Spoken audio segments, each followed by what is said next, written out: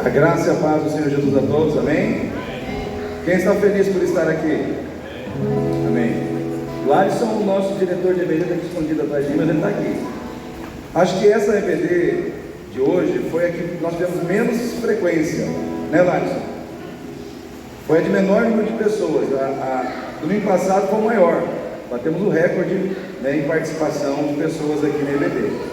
Louvado seja Deus. Não vamos, queridos, presta atenção aqui, ó. Cessou, algazarra.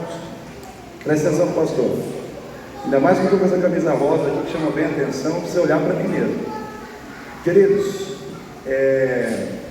se você pergunta para um corredor de maratona, o que é mais difícil? Sair rápido na frente dos outros ou manter o ritmo até o fim? Ele vai dizer para você que o mais difícil não é sair mais rápido na saída, mas é manter o ritmo até o fim da maratona, até o fim da corrida. Nós não podemos perder o ritmo, né? Então é fácil a gente começar animado o ano, é fácil a gente começar, sabe? Mas a gente não pode deixar a peteca cair. O ritmo tem que ser mantido. Um alerta aos líderes. A Bíblia diz que vocês têm que ser exemplo, né? Como o apóstolo Paulo disse a Timóteo, seu exemplo dos fiéis. Por quê? Porque você forma outras pessoas através das suas atitudes. O seu exemplo será a base para a formação de outras pessoas que serão líderes depois de você. Então, por exemplo, se eu fosse um pastor desleixado, o culto começa 8h30, eu pastor, chego aqui 9h. Aí todo culto você vem aqui, eu prego a mesma palavra. Eu não me preparo, eu não leio a Bíblia, eu não estudo. Você vai começar a perceber que, se o pastor não é zeloso, por que eu tenho que ser?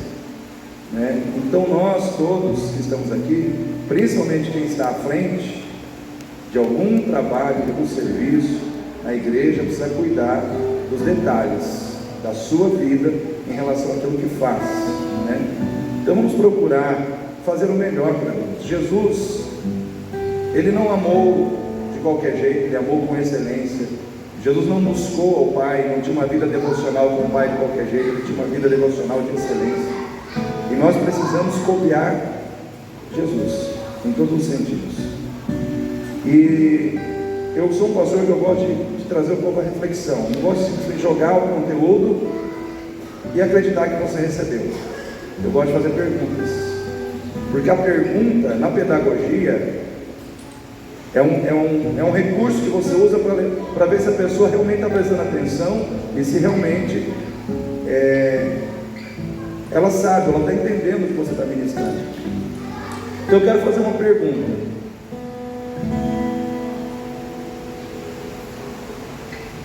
É preciso sentir para fazer? Ou a gente tem que fazer para sentir?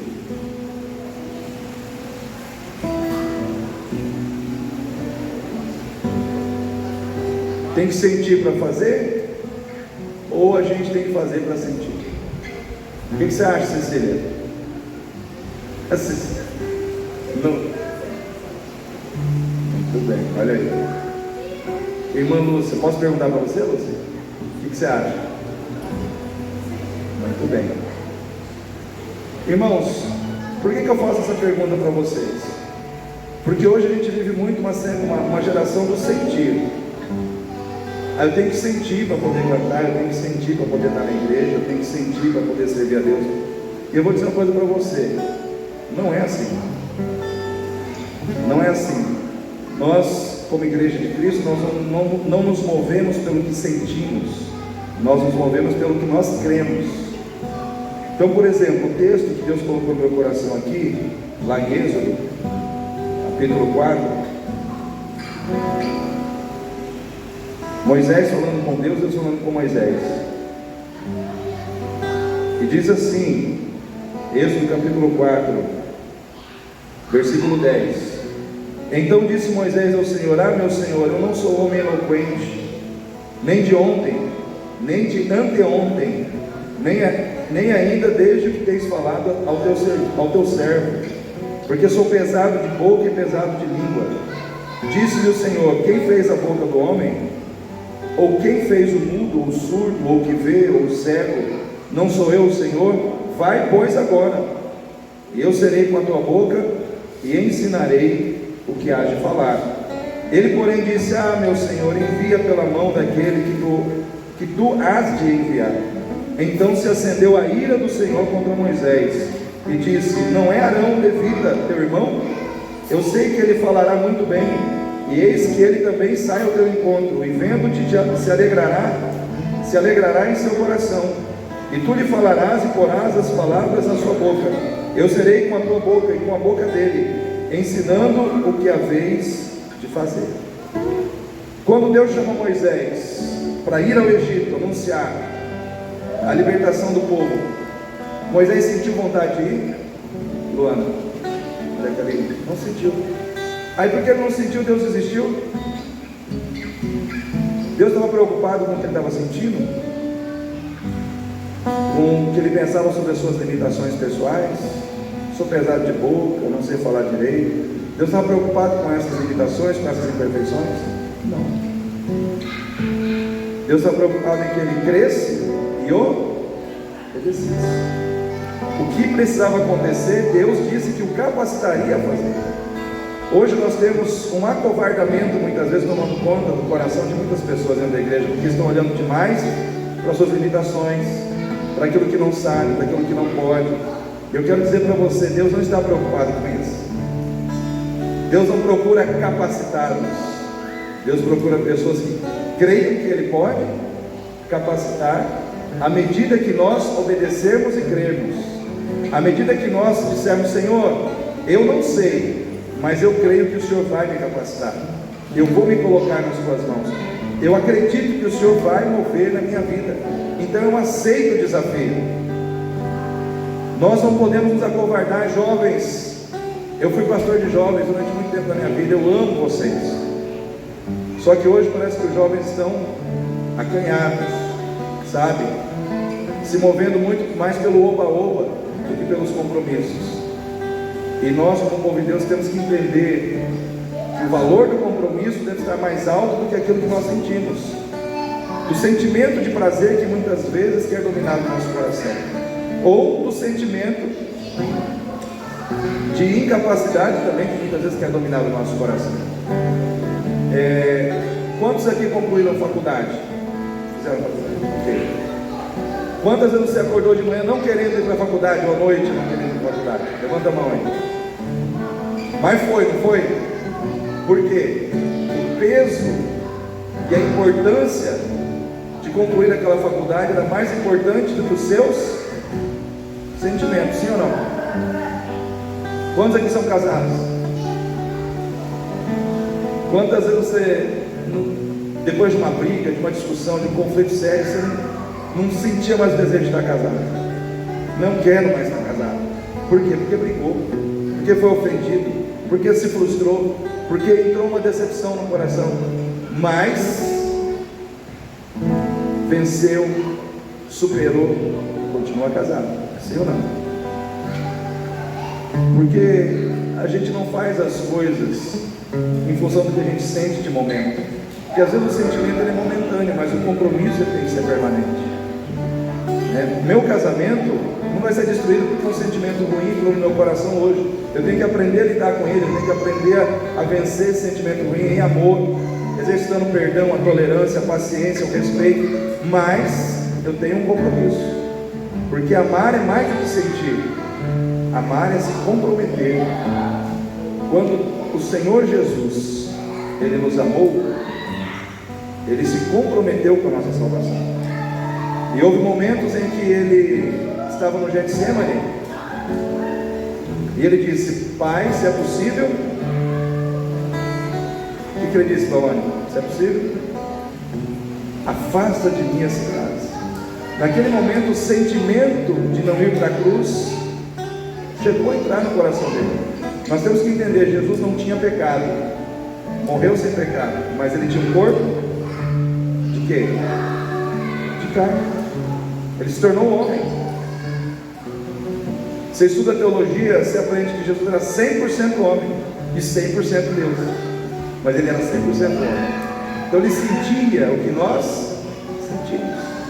Por isso que em Mateus 26:41 ele diz assim: vigiai e orai, para que não entreis em tentação, porque o espírito, presta atenção, o espírito está pronto, mas a carne é fraca.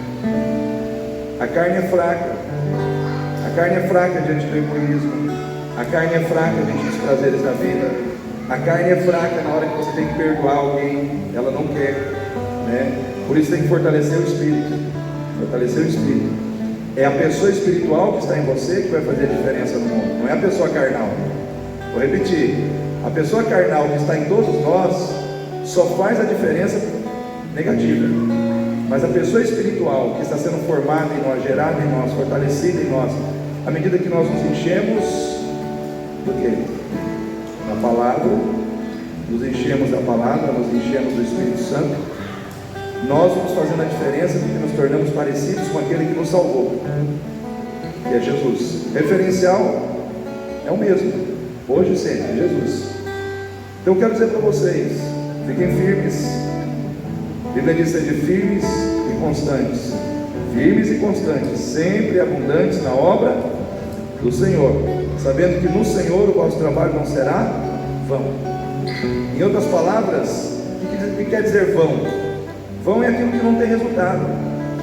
Então, o seu trabalho não será sem resultado, será frutífero, vai ter resultado, né? É uma promessa bíblica, nós temos que crer. Então, a palavra de Deus, ela tem que estar no nosso coração. Como diz o salmista: guardei a tua palavra no meu coração para não pecar contra ti. O que leva um ser humano a não pecar contra Deus? Guardar a palavra no coração. Não é guardar a Bíblia lá no criado mudo, né? Guardar no coração. Nós temos que vencer hoje os nossos sentimentos, irmãos. Igreja Batista em Itatiaia, o sentimento tem sido um grande problema nos dias de hoje. E o mundo tem procurado alimentar o nosso sentimento no erro, na acomodação. É gostoso a gente ficar em casa dormindo? Mas a gente tem que valorizar o compromisso de estar na igreja. Quantos conseguem vencer esse sentimento para estar valorizando esse compromisso, né? Então o sentimento precisa ser vencido. Jesus diz: aquele que quiser vir após mim, negue o vizinho, é isso? Negue-se a si mesmo. Difícil negar a si mesmo, mas é o preço de seguir a Cristo. Nós temos que nos negar. Então, quando eu dei o exemplo da minha pessoa, para não falar de ninguém, se eu não cuidar de ser uma pessoa que, como líder, procura fazer as coisas com zelo, com dedicação, eu não vou conseguir implantar isso no coração de vocês, como igreja também. Então, o tempo que eu gostaria às vezes de estar brincando, curtindo coisas da vida, eu tenho que estar lendo a palavra, tenho que estar orando. Sim ou não, irmãos? Mas é o preço que eu tenho que pagar para poder estar onde eu estou. Assim, cada um de nós tem um preço a ser pago, né? Nós temos que pagar esse preço por amor a Cristo, por amor ao Senhor. Então nós temos que assumir esse compromisso. Então vamos ficar firmes nesse propósito. Vamos ir para a escola bíblica dominical. À noite, geralmente domingo à noite é o momento que todo mundo vem para a igreja, mas vamos procurar estar aqui, vamos procurar estar nos outros cultos também. Eu vou dar um exemplo para você, como que o sentimento é terrível e ele tira você da realidade. Meu pai morreu em 2022, 88 anos, eu cuidei dele na minha casa até ele morrer. Minha mãe partiu em 2019, meu pai foi morar comigo, eu cuidei dele até ele morrer. Tive esse privilégio. Levava meu pai no colo para dar banho nele no banheiro. Tive esse privilégio. Foi trabalhoso? Foi. Mas eu fiz isso com amor, porque eu tinha que agradecer. Ele cuidou de mim quando eu era criança. Ele me carregou no colo quando eu era criança. E eu tive a oportunidade de carregar no colo quando ele envelheceu. Só que meu pai tinha um problema. Ele nasceu de uma família de 13 filhos e um adotado, então era 14. Ele foi um dos últimos a nascer. E minha falecida avó, quando chegou a vez dele, rejeitou ele. Ele foi rejeitado pela própria mãe. O que aconteceu? Ele se encheu de ódio da mãe. Ele carregou esse ódio da mãe até o dia que ele morreu, com 88 anos. Consegue entender isso? E esse sentimento era tão forte que ele dizia para mim: ela não é minha mãe. Eu não tive mãe. Falei: você teve mãe sim. E você precisa reconhecer isso, porque você está saindo da realidade. Você está criando uma realidade alternativa com base no seu sentimento. Uma realidade mentirosa, uma realidade falsa, que estava fazendo ele sofrer por dentro. Então o sentimento, ele pode ser algo terrível na vida de uma pessoa. E aí, ministrando na vida dele, porque eu vejo assim, que Deus segurou ele ali no leito, até ele resolver isso no coração dele. Porque a Bíblia diz que se a gente, cristão, se nós morremos sem resolver essa questão de perdão no nosso coração, ele não tinha mais como perdoar quem morreu, mas ele tinha que pedir perdão a Deus por não estar perdoando, por carregar aquilo. Ele tinha que resolver isso com Deus.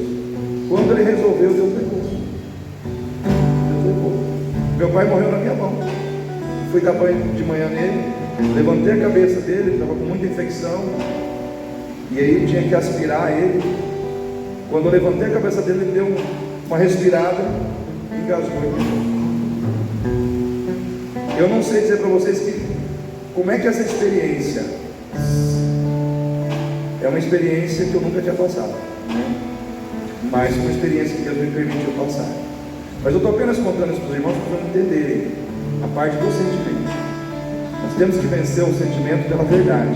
A verdade tem que prevalecer na nossa vida. E a verdade é que aquele que está em Cristo, nova criatura é. Aquele que está em Cristo está salvo. Aquele que está em Cristo é capacitado por Deus para ser um instrumento de Deus nessa terra. E você precisa assumir isso para o seu coração, tomar posse disso na sua vida, porque Deus tem um propósito com você e comigo. Nesse tempo de apostasia, nesse tempo de heresias dentro das igrejas, né? Um evangelho, essa música do evangelho de fariseu que essa menina cantou aí no reality show, está mexendo na cabeça de muita gente, né? Confrontando esse evangelho de coisas, né? De amor pelos valores da terra, pelos valores financeiros, né? Então nós precisamos avaliar isso e também tomar cuidado para não olhar para dentro dessa música e generalizar e achar que todo pastor é errado, toda igreja é errada, porque depois surgiu essa música, gente que não é da igreja veio me questionar, mandou um videozinho para mim: pastor, o que o senhor acha dessa música aí? Sabe, querendo saber de mim, não é da igreja. Então tem pessoas que têm aversão já à igreja, porque a igreja vive uma bagunça nos dias de hoje, e ele recebe uma letra dessa e interpreta de forma errada, já começa a achar que todo pastor é um fariseu, que toda igreja vive no farisaísmo, e não é assim. Então nós temos que ter uma visão crítica e saber discernir as coisas, né? Eu me preocupo muito com essas questões, por isso eu sempre falo de assuntos polêmicos, e eu não tenho medo de pregar sobre aquilo que é polêmico, porque eu vejo que a igreja hoje precisa ser instruída na palavra. Tanto é que a pregação do domingo passado eu não terminei, talvez eu termine ela hoje, né? Talvez eu termine ela hoje, não sei, vamos ver o direcionamento que Deus vai dar.